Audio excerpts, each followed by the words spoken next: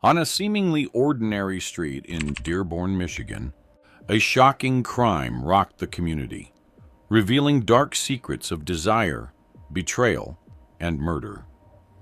This is the story of Grace Obina, a devoted Christian wife whose forbidden affair with her Muslim neighbor, Farouk Shakir, spiraled out of control, leaving a trail of devastation and tragedy.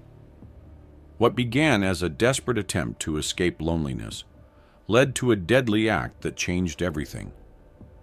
By March 2013, the air in the Dearborn suburb where Grace lived had grown oppressively hot. The sun seemed to hang low, casting long, sweltering afternoons that melted into equally heavy nights. The streets bustled during the day, but grew eerily silent after sunset, leaving an unsettling quiet that seemed to amplify the smallest sounds. Grace Obina's home, which once felt like a sanctuary, had become a space of stifling loneliness. The echoes of laughter that used to fill its rooms had long since faded, replaced by the rhythmic ticking of the clock and the quiet hum of a fan spinning in the corner. Grace spent her days moving between the church, errands, and the suffocating solitude of her house. Her nights were worse, long stretches of silence, interrupted only by restless tossing and turning. Emmanuel had begun to pull away from her emotionally and physically, retreating into himself after a string of long days at the accounting firm where he worked. His health had also started to falter, though he dismissed it as mere exhaustion. One evening in late February 2013, Emmanuel sat her down and, with an air of finality, told her he could no longer meet her physical needs as he once did. He suggested a compromise. They would be intimate only 3 times a month. For Emmanuel, it was a practical solution, a way to maintain the semblance of their marital bond without straining himself further. For Grace, it was a crushing blow. She didn't argue with him, choosing instead to nod quietly, but inside, she felt as though a door had been slammed shut, locking her into a lonely, passionless existence. Grace turned to prayer, kneeling by her bedside every night, asking for strength and guidance. She also sought solace in the tools of modern independence. She ordered adult toys online, careful to delete her browsing history. But none of these measures filled the void. The ache for intimacy wasn't just physical, it was emotional, a longing to be wanted, seen, and desired. Emmanuel's distant demeanor only deepened her sense of isolation. Across the street, Farouk Shakir's presence was a subtle but growing shadow in her life. Farouk, a 33-year-old widower, had moved into the neighborhood 2 years earlier. He was a devout Muslim who carried himself with a quiet confidence. His handsome face and well-groomed beard often drew attention from neighbors, but Farouk seemed to maintain a polite, almost distant relationship with everyone. Grace had always known him as the kind neighbor who brought food over during Ramadan and exchanged holiday greetings at Christmas. Yet, there was something about him that intrigued her, an air of mystery she couldn't quite place. Farouk's past was as heavy as the silence of the nights in Dearborn. His wife, Amira, had passed away suddenly 3 years earlier. It was a loss that had shattered him. Amira had been his everything, his partner in faith and life, and her death left a gaping hole in his heart. He moved to this quiet street to escape the memories of their home, but the sorrow clung to him like a second skin. For a time, he thought he might never feel anything again. By the early March 2013, fate brought Farouk and Grace together in a way neither expected. On a particularly hot afternoon, Grace visited a local market to buy fresh produce. As she navigated the crowded aisles, her basket heavy with yams and vegetables, she bumped into Farouk. Their eyes met, and for the first time, Grace saw something in his gaze. Kindness, but also a flicker of something unspoken. They exchanged pleasantries, but their conversation lingered longer than usual, weaving between the mundane and the personal. It wasn't flirtatious, at least not overtly, but there was a weight to it, an undercurrent that made Grace's heart race. Over the next few weeks, their interactions became more frequent. Farouk seemed to appear everywhere, at the local pharmacy, near the church, even at Emmanuel's gate, to exchange friendly words. Grace noticed how her pulse quickened each time she saw him. She began to linger at the window, watching for him to leave his house. It was as though the universe had conspired to place him in her path at every turn. Their first real encounter happened in late March 2013, a day when the skies darkened with the promise of rain. Grace had just returned from the church, her arms filled with hymnals, when she noticed Farouk struggling to carry a large bag of rice into his home. Without thinking, she crossed the street to help. Inside his modest home, she saw glimpses of his life, a neatly arranged prayer mat, photos of a smiling Amira on the walls, and shelves lined with religious texts. Farouk offered her a glass of water, and as they sat in his small living room, the air between them felt charged, heavy with unspoken thoughts.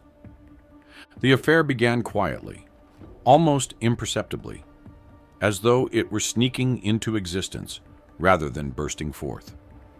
Farouk's touch was tentative at first, his hand brushing against hers as he handed her the glass.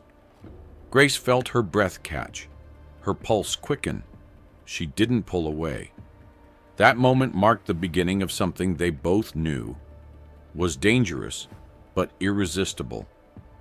Their trysts were carefully orchestrated, hidden from the prying eyes of their deeply religious neighborhood. Farouk's home became their refuge, a place where they could shed the expectations of their lives and indulge in the desires they had suppressed for so long. Yet, even in their moments of passion, the weight of their guilt was palpable. Farouk would often retreat into quiet prayer after their meetings, his forehead pressed against his prayer mat, as though seeking absolution. Grace, too, wrestled with her faith, torn between her devotion to God and the overwhelming need that Farouk awakened in her. By the April 2013, their affair had become an addiction, a secret neither could let go of. Farouk, who had sworn never to love again after Amira's death, found himself drawn to Grace in a way that both exhilarated and terrified him. For Grace, Farouk represented everything Emmanuel wasn't: attentive, passionate, and unreservedly present. But beneath their stolen moments of bliss lay an ominous shadow. Each meeting was a risk, each lingering glance a potential disaster waiting to unfold. As the rainy season approached, the skies grew darker, and so did the undercurrents of their relationship. The line between love and obsession began to blur, setting the stage for the storm that would soon engulf their lives. By June 2013, Emmanuel Obinya had grown uneasy. The changes in Grace were no longer subtle. They were glaringly obvious. Once a vibrant and affectionate wife, she had become withdrawn, lost in her own world. She often stared out the window for hours, her mind clearly elsewhere. Her once melodic laughter, which had filled their home, was now rare and forced. Emmanuel noticed how she lingered outside longer than usual after errands, how her phone was always locked, and how her late-night prayers had become less frequent. His instincts told him something was terribly wrong. Emmanuel's world revolved around order. As an accountant, he was meticulous and careful, applying the same discipline to his personal life. He had always trusted Grace, believing their bond was unshakable despite the strain caused by his declining health and their dwindling intimacy. But this trust began to waver. Grace's sudden absences, her distracted gaze, and the faint scent of unfamiliar cologne on her clothes made Emmanuel's stomach churn with unease. One evening in July 2013, Emmanuel made a quiet decision to uncover the truth. He had noticed Grace sneaking out late at night under the pretense of visiting a church member in need. This time, he followed her, his heart pounding as he trailed her from a safe distance. Dearborn was dark and quiet, the streetlights casting eerie shadows as Emmanuel moved with cautious determination. The humid air clung to his skin, and each step felt heavier than the last. As he rounded the corner, he saw her. Grace, his wife of 5 years, stepping into Farouk Shakir's house. Emmanuel froze. He stood there, hidden in the shadows, watching as the door closed behind her. The weight of betrayal hit him like a blow to the chest. He felt his legs weaken, his breath shallow and erratic. A sickening realization crept over him. Everything he had ignored, every warning sign he had dismissed, had led to this moment. Emmanuel waited outside Farouk's house for what felt like an eternity. When Grace finally emerged, her hair slightly disheveled and her steps hurried, he didn't approach her. Instead, he walked home, each step feeling like he was carrying the weight of the world. That night, when Grace returned, Emmanuel confronted her. His voice was trembling, his face pale. The anguish in his eyes cut through Grace like a knife. What followed was a storm of emotions. Emmanuel's hurt erupted in waves, his grief spilling out in broken sentences. He demanded to know how long it had been happening, what he had done to deserve such betrayal. Grace, overwhelmed by guilt and shame, could barely respond. She broke down, pleading for forgiveness, swearing it would never happen again. The days that followed were a whirlwind of pain and reflection. Emmanuel sought guidance from their pastor, pouring out his heartbreak in tearful confessions. Grace, on the other hand, wrestled with her own guilt and the memories of her time with Farouk. She promised Emmanuel she would end the affair and begged for another chance. For weeks, they attended counseling sessions at the church, guided by their pastor's belief in redemption and renewal.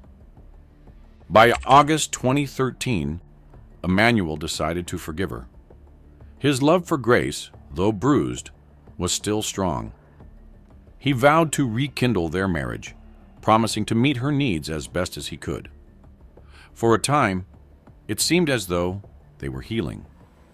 Emmanuel made an effort to be more present, more attentive, even as his health began to falter. Grace, too, threw herself into repairing their bond, though the guilt of her betrayal lingered like a shadow. But the peace was fleeting. Grace's promise to end the affair with Farouk was hollow. She couldn't stay away from him. Their connection had grown into something she couldn't control, an addiction that drew her back to him, despite the risk. Each encounter with Farouk was a mix of passion and fear, leaving her torn between two lives. By October 2013, Emmanuel's health took a sharp decline. He had been complaining of fatigue and stomach pains for months, but now the symptoms were impossible to ignore. After a visit to the doctor, the diagnosis was grim: a chronic liver condition that required immediate and ongoing treatment. Emmanuel's once robust frame grew frail, his skin taking on a sickly hue. His energy waned, leaving him confined to the house more often than not.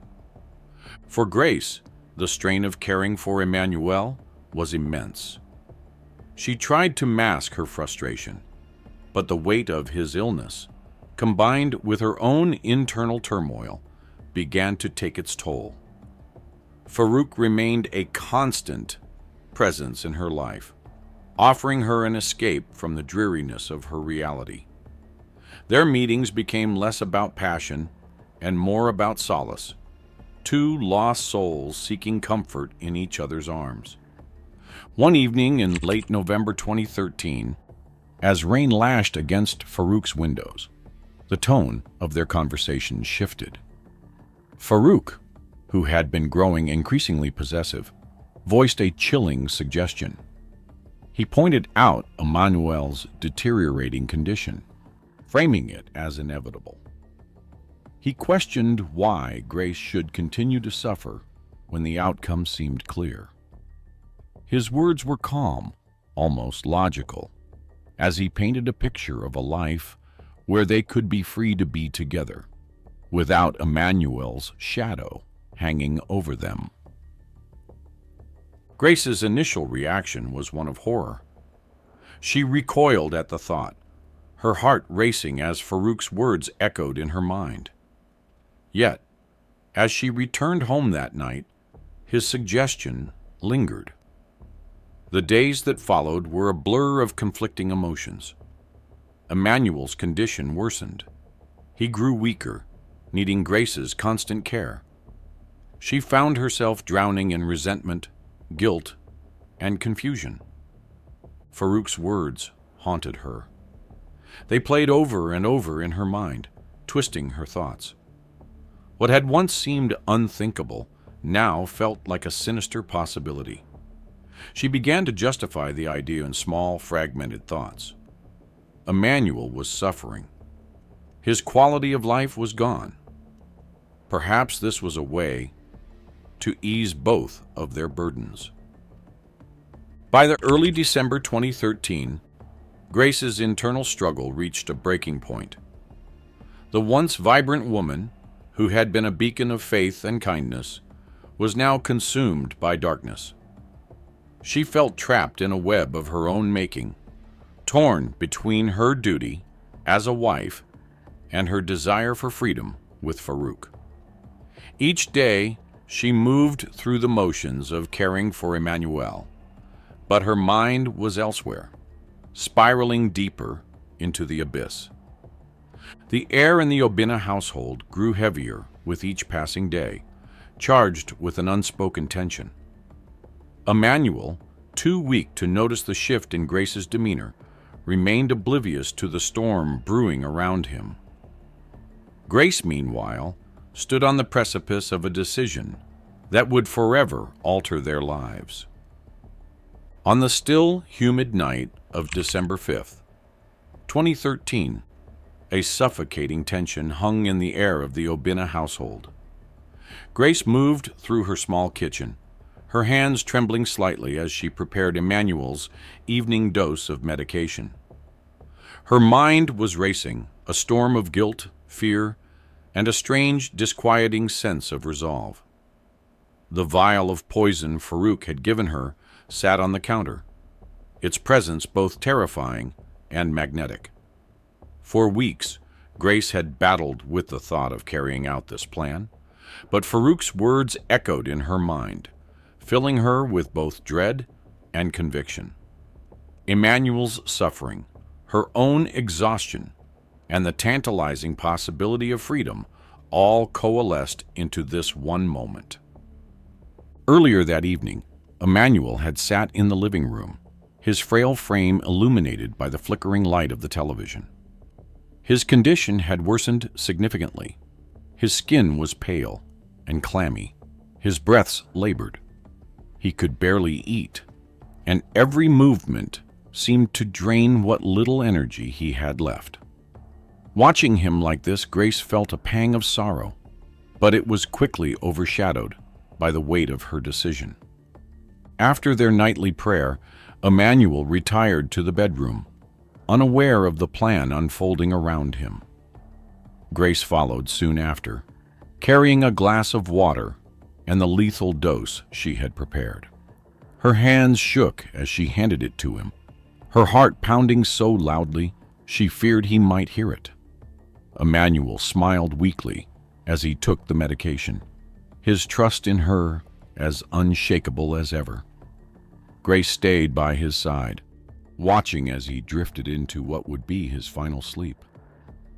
Within hours, Emmanuel's breathing slowed and his body grew still. The room was eerily quiet, save for the ticking of the wall clock.